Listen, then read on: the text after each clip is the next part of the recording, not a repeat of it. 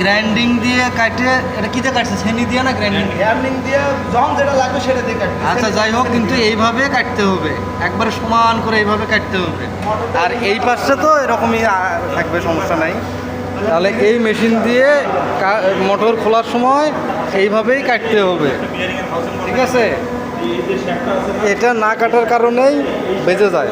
আর হচ্ছে এখানে এইভাবে, এই যে এখানে একটা দিতে হবে, এখানে একটা পাইপ দিতে হবে, আর একটু কোনো রকমের শিকলের গিটটা যেন এদিক থেকে বের হয় সেভাবে দিতে হবে, তাহলে ভালোভাবে প্রপারলি কাজ করবে, না হলে করবে না। ফ্রেম বানানোর পরে আস্তে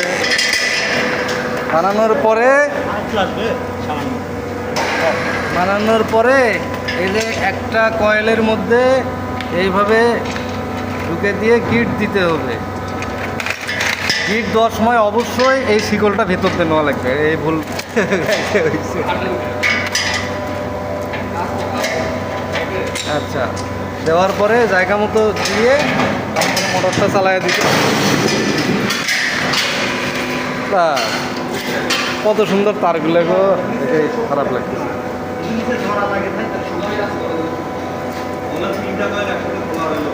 এখানে 3টা কয়েল একসাথে খোলা হলো, ওখানে আরেকটা 3.5টা, 3টা কয়েল একসাথে খোলা হলো।